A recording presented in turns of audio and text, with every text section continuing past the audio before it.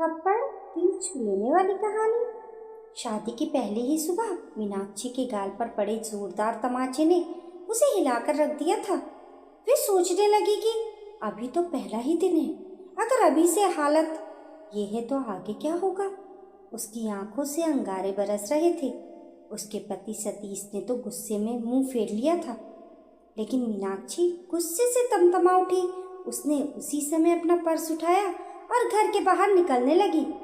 उसकी सास मालती देवी ने उसे घर से बाहर निकलते हुए देखकर हैरानी से पूछा, बहू, इस तरह पर्स उठाकर कहाँ जा रही हो? हमारे घर की बहुएं अकेले कहीं बाहर नहीं जाती, और वह भी आज ससुराल में तुम्हारा पहला ही दिन है। अभी से अपने लक्षण दिखा रही हो तुम। मीनाक्षी उन्हें गुस्से से घूरते हुए बोली, मैं बहू हूँ, आपकी गुलाम नहीं, जो आप लोग मेरे साथ बुरा व्यवहार करेंगे और मैं आपकी हर बात सर झुकाकर मानती रहूंगी। इतना कहकर वह घर से बाहर निकल गई। सुबह सवेरे रास्ते पर कोई ऑटो भी नहीं मिल रहा था, तो वह पैदल ही आगे बढ़ने लगी।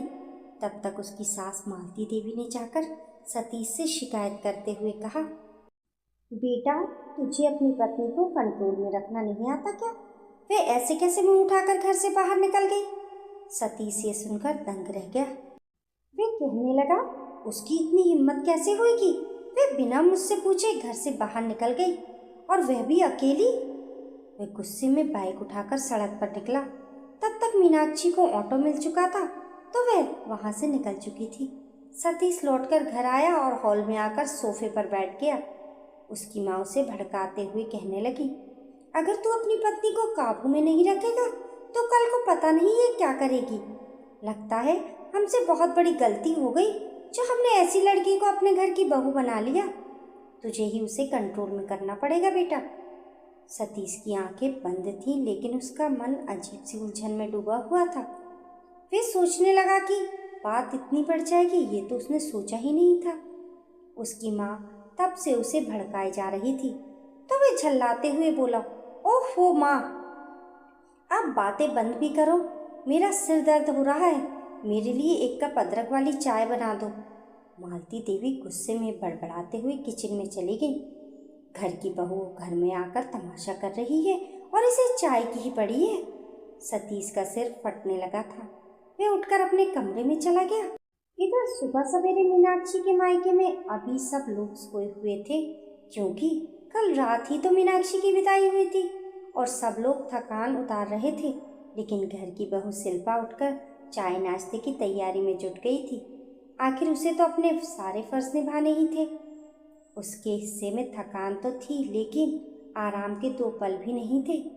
कल भी देर रात तक वह सारा घर समेटने के बाद ही सो पाई थी, और सुबह सवेरे अलार्म की आवाज़ के साथ ही बिस्तर से उठ बैठी थी, क्योंकि अगर काम करने में ज़रा भी देरी होती तो सांस के ताने शुरू हो जाते। शिल्पा उबलती हुई चाय को देखकर सोच रही थी, चाय पत्ती की तरह ही तो जिंदगी है मेरी। हमेशा लोग उसे उबालते हैं और उसके बाद छानकर अलग कर देते हैं। तभी दरवाजे की घंटी बजी। वह हैरान रह गई कि इतनी सुबह सवेरे कौन आया होगा। उसने जाकर दरवाज़ा खोला तो सामने मीनाक्षी को देखकर चौंक गई। मीनाक्षी उसे देखते ही कहने लगी, माँ कहाँ है? शिल्पा धीरे से बोली, वह तो सो रही हैं दीदी। लेकिन आप इस तरह अचानक यहाँ कैसे? तब मीनाक्षी गुस्से से गरजते हुए बोली, ये मेरा घर है, मैं यहाँ कभी भी आऊँ, इससे तुम्हें क्या? ये सुनकर शिल्पा एक किनारे हट गई। वैसे भी उसकी ननद उसके साथ कभी अच्छा व्यवहार नहीं करती थी, लेकिन उसे थोड़ा अजीब लग रहा था कि शादी के बाद पहले ही दिन सुबह सवेरे इस तरह मायके कौन आता है। मीनाक्षी दनदनाते हुए माँ के कमरे में पहुँच गई। उसकी माँ जानकी जी तो बेखबर सो रही थी।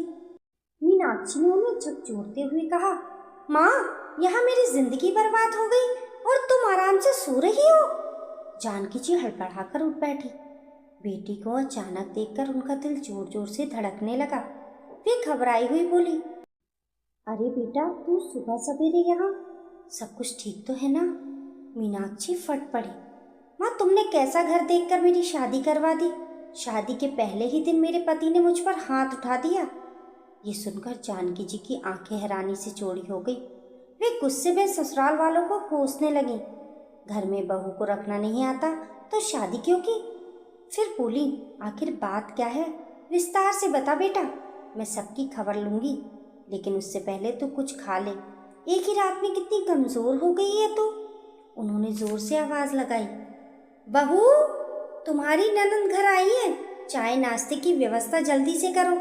एक तो वैसे ही कितनी कमजोर और आलसी बहू मिल गई है मुझे। शिल्पा धीरे से बोली, माँ जी मैं अभी नाश्ता लेकर आती हूँ। नाश्ता लगभग तैयार था। वे जल्दी से चाय, गर्मा गर्म आलू के पराठे, दही और अचार लेकर कमरे में पहुंच गई। जानकी जी ने प्यार से मीनाक्षी के माथे पर हाथ फेरते हुए कहा, ले बेटा तू नाश्ता कर, तब तक मैं हाथ मुंह धोकर आती हूँ। मीनाक्षी भी पराठे खाने लगी क्योंकि उसे बहुत भूख लगी थी। थोड़ी देर बाद जानकी जी लौट कर आई। तब तक मीनाक्षी नाश्ता कर चुकी थी। वे बोली, अब बता बेटा बात क्या है? मीनाक्षी गुस्से में बोली, आज सुबह मेरी नींद जरा देर से खुली तो सास ने ताने मारने शुरू कर दिए। जब मैंने पति से शिकायत की तो उसने कहा कि शादी के पहले ही दिन मेरी माँ के खिलाफ भड़काने की कोशिश मत करो। मैं गुस्से में कह बैठी कि अगर बुरा व्यवहार किया तो मैं पुलिस में शिकायत कर दूंगी। इस बात पर उसने मुझ पर हाथ उठा दिया। ये सुनकर जानकी जी हैरान रह गई और बोली, तुझे भी इतनी बड़ी धमकी देने की क्या जरूरत थी? मीनाक्षी झल्लाकर बोली, मैं वहाँ किसी के ताने सुनकर नहीं रहने वाली। शिल्पा जो पानी लेकर आ रही थी ये सुनकर रुक गई और धीरे से बोली, दीदी वहाँ तो सिर्फ आपको ताने मारे जा रहे थे, लेकिन याद है शादी के एक सप्ताह के बाद जब मैं यहाँ आई थी तो माँ जी ने सिर्फ इस बात पर मुझे तमाचा लगा दिया था कि दूध उबलकर गिर गया था। तब मुझे भी बहुत बुरा लगा था। उस समय माँ जी ने मुझे ये कहकर समझाया था कि ससुराल वालों को तो गलती होने पर बहू पर हाथ उठाने का हक होता है।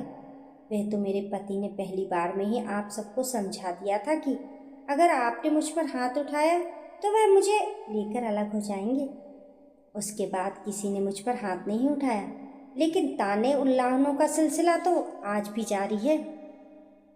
माँ जी आज दीदी को भी यही बात क्यों नहीं समझा देती कि ससुराल वालों को तो हाथ उठाने का हक होता है। ये सुनकर जानकी जी का चेहरा गुस्से से लाल हो गया, लेकिन वह कुछ बोल नहीं पाई। मीनाक्षी भी खामोश हो गई क्योंकि उसे भी एहसास हुआ कि वह अपनी भाभी के साथ अच्छा व्यवहार नहीं करती थी। उसके मन में आया, क्या मुझे मेरे बुरे कर्मों की सजा मिली? उधर जानकी जी भी अब एकदम शांत थी। तभी कार्तिक भी उठकर कमरे में आया। जब उसे सारी बात पता चली तो उसने तुरंत सतीश को कॉल किया और बोला, ये सब क्या है? शादी के पहले दिन ही ऐसा कौन करता है? सतीश धीरे से बोला, मुझसे गलती हो गई। माँ ने पहले से ही मेरा दिमाग खराब कर रखा था कि शादी के बाद पत्नी की बातों में मत आना। सुबह उठते ही बहस हो गई और गुस्से में हाथ उठ गया। लेकिन आगे से वादा करता हूँ कि कभी भी पत्नी पर हाथ नहीं उठाऊंगा और माँ को भी समझाऊंगा कि बहू को ताने ना मारे। अभी तो रिश्ते की शुरुआत हुई है, इसे संभालना मुझे ही पड़ेगा। सतीश की समझदारी भरी बातें सुनकर कार्तिक ने उसे 2-4 बातें और समझाई।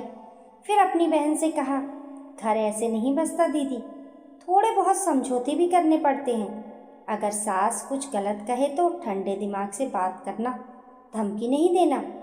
मीनाक्षी को भी अपनी गलती का एहसास हो रहा था, इसलिए शाम को जब सतीश उसे लेने आया तो वे चुपचाप उसके साथ चली गई। जाते जाते उसने अपनी भाभी को गले लगाकर माफ़ी मांगी और अपनी माँ से कहा, माँ आज जब मैं बहू बनी हूँ तो अपनी सास से उम्मीद करती हूँ कि वह मेरे साथ प्यार से रहे, तो आप भी कोशिश करें कि भाभी के साथ मिलजुल कर रहें, यही आपके लिए अच्छा होगा। बेटी की बात सुनकर जानकी जी भी शांत हो गई, क्योंकि अब उन्हें डर लग रहा था कि जितना उन्होंने बहू को सताया है कहीं वही सब उनकी बेटी के साथ ना हो। इसलिए उन्होंने मन ही मन ठान लिया था कि अब वह भी अपनी बहू को कभी ताने नहीं मारेंगी। दोस्तों, रिश्तों में सम्मान और संयम ही सच्ची समझदारी होती है। गुस्सा, ताने और अपमान किसी घर को नहीं, सिर्फ दिलों को तोड़ते हैं। अगर सास बहू एक दूसरे को समझने की कोशिश करें और अपने अहंकार को किनारे रख दें तो घर की दीवारें नहीं, रिश्तों की नींव मजबूत होती है। रिश्ते अहंकार से नहीं, सम्मान और समझदारी से चलते हैं। दोस्तों, आपकी इस कहानी के बारे में क्या राय है? हमें कमेंट करके ज़रूर बताएं। कहानी पसंद आने पर लाइक और शेयर करें। ऐसी ही अच्छी अच्छी कहानियों के लिए चैनल को सब्सक्राइब करना ना भूलें। मिलते हैं फिर एक नई कहानी के साथ। तब तक के लिए नमस्कार।